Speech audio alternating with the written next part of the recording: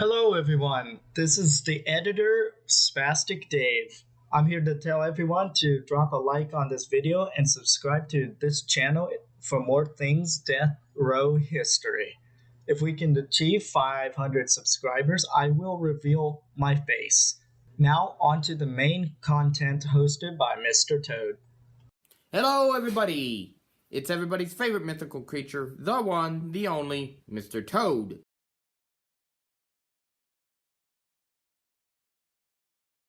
And boy, do I have a treat for you. In the next series of videos, I plan on trying to find the most humane method of execution. By saying that, I mean the four widely adopted. Lethal injection, electrocution, gas chamber, and firing squad. How do I plan on doing this? With a bracket system. We will have two in this video. They will go head to head. At the end of this video, the winner will move on to the final round. In the next video, the other two will go head to head. And then the winner of those will move to the final round. And in the final video, the top two will go head to head and we will have a winner. Now, it's interesting because we think about the people, but we don't know about the method. A lot of people don't understand the methods of execution. My job at this point is to break it down. Our first contender is lethal injection, the baby. Only been around 42 years. And in our second competitor for tonight is old Sparky, the Texas Thunderbolt, Gruesome Gertie, the Big Yellow Mama, the electric chair. No matter what you call them, you know what it is. And so, let's start. Competitor 1, lethal injection. Lethal injection was invented in Oklahoma in 1978 as a way to get rid of Oklahoma's electric chair, which had not been used since 1963 with the execution of James French. And lethal injection uses a cocktail of drugs, which includes an anesthetic, a paralytic, and a drug to stop the heart. Depending on your state, depends on what drugs you use. The one I found was Arkansas. And that come about because Arkansas at one point had to put 4 people to death in 2 weeks because their drugs were expiring at the end of the month. Now, so they used milazepam. If I'm not saying it right, please correct me. Which is an anesthetic, and a very well-known anesthetic in hospitals. For surgeries, they will give you that drug, 10 milligrams. Well, when you're being put to death, in Arkansas, they give you 100 milligrams. Huge difference. Then you have the paralytic, which is veronium bromide, which paralyzes you. It paralyzes all your body, all your heart, all your muscles, and then it gets into your organs and eventually paralyzes the lungs and stops you from breathing. Your heart's beating, but you're not breathing. So then you have your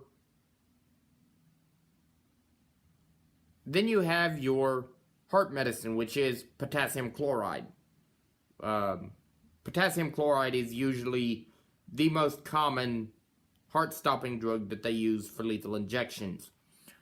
And with potassium chloride, when the potassium molecule gets into your heart, it causes your heart to beat irregularly and eventually stop. So, In theory, the way that you would perform a successful lethal injection is you would put the 2 IVs, one in each arm, and you strap the person down, you administer you put the IVs in, and then as the execution begins, you put in the anesthetic, you put in the paralytic, and then you put the drug in to stop the heart. In theory. In practice, anything can go wrong. Lethal injections can last anywhere from 5 minutes to 2 hours, depending on whether it's botched or not. The most notable case is Clayton Lockett in Oklahoma in 2014, where he died of a heart attack halfway through his execution. Everybody that was involved in the Clayton Lockett execution said they knew from the beginning it was botched. There was nothing they could do to stop it, but they knew it was botched. And Mr. Lockett died a slow, painful death. So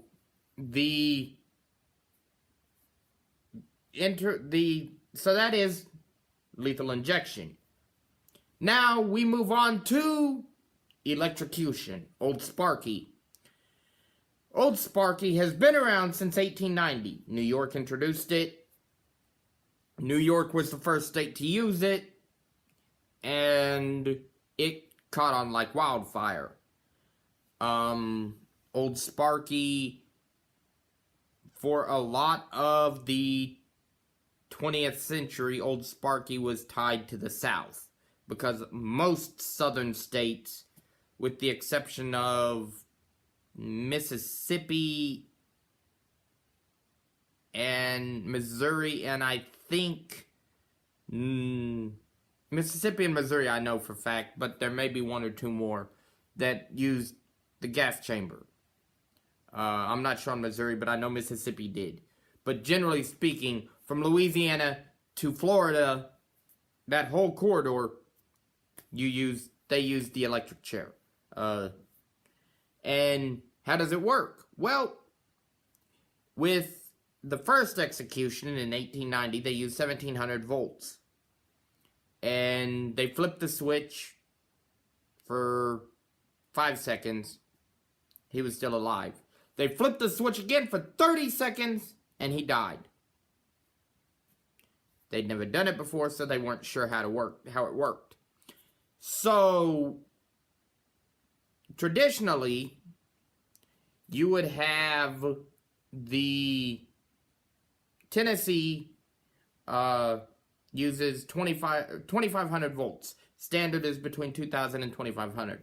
As I said, Tennessee uses 2500 volts. The reason I know this is because in 2019, Tennessee put 3 people to death by electrocution. 2018, 2019. And all 3 of those people were convicted before 1999, which gave them the choice.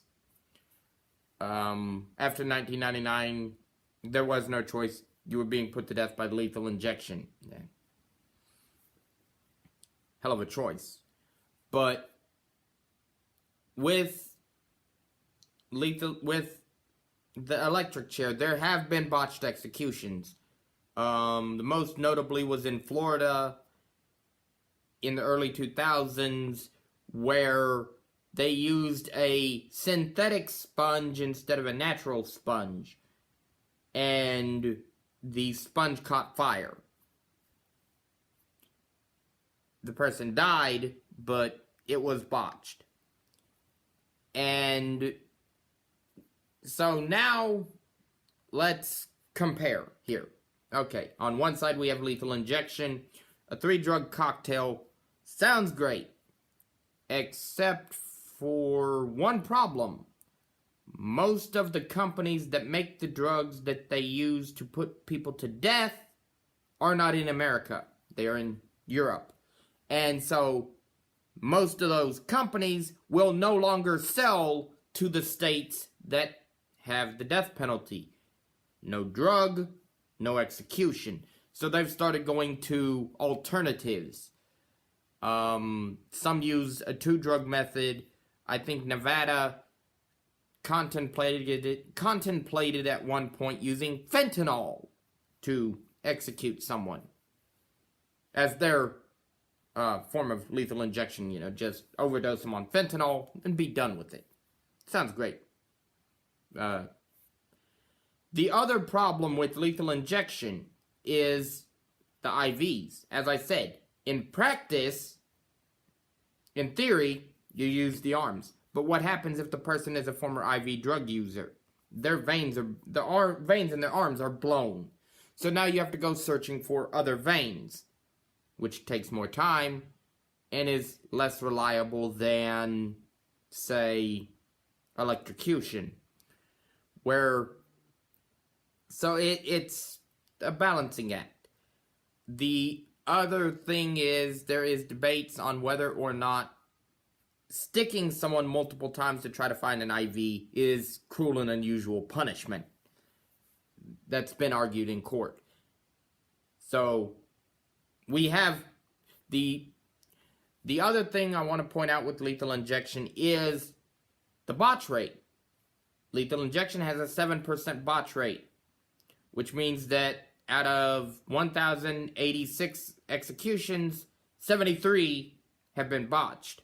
You also have the fact that it takes, on average, about twice as long to execute someone with lethal injection than the electric chair.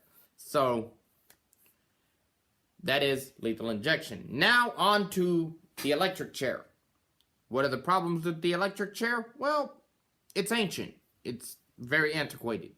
It was introduced in 1890, which means that in 2020, if you use the electric chair, you have to build a new electric chair. It's an AC current, which means it runs on a battery. Finding an AC battery is hard.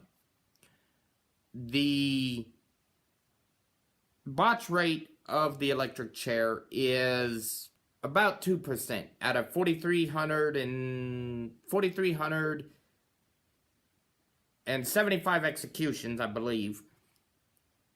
About 83 of those were botched, so about 2%. You also have the fact that anything can go wrong. As I said, if you use the wrong type of sponge, it can botch the execution. And there have been stories float around with the gruesome nature of electrocution, and it is what it is. An interesting note I want to put in here is that Billy Irick was executed by the state of Tennessee by lethal injection.